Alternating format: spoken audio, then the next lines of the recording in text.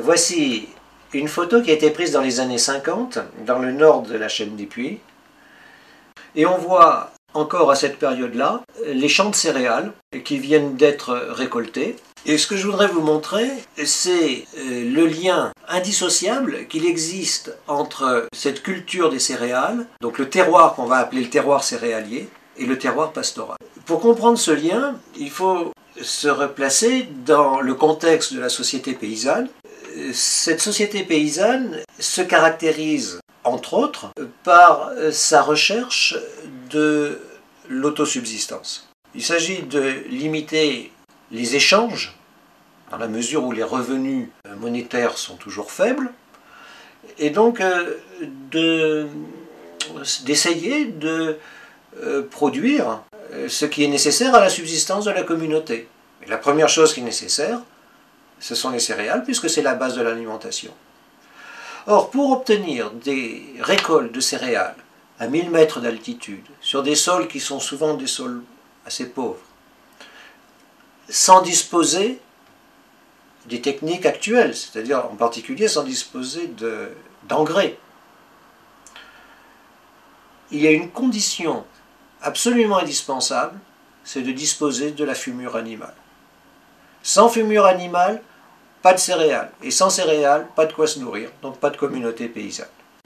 Donc la clé du système, c'est le troupeau. Le rôle du troupeau, c'est fondamentalement de produire des excréments qui seront répandus sur les champs. Le troupeau, c'est un troupeau de village. Et donc, ça suppose que tous les propriétaires soient d'accord pour mettre en commun leurs bêtes et pour les confier à la même personne qui est le berger. Ça suppose également qu'il y ait une discipline collective.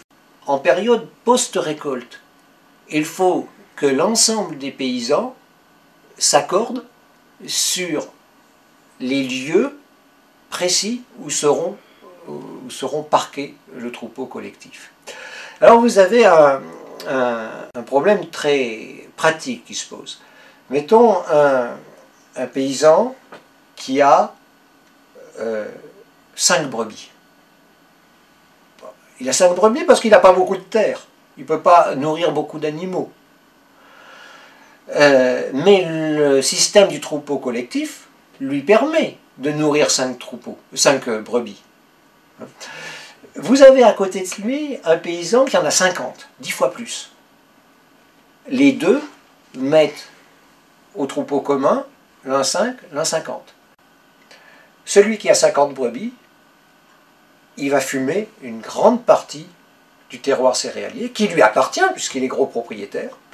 Et cette fumure, il va en bénéficier grâce au parcours. Or le parcours, il est collectif. Il est propriété collective.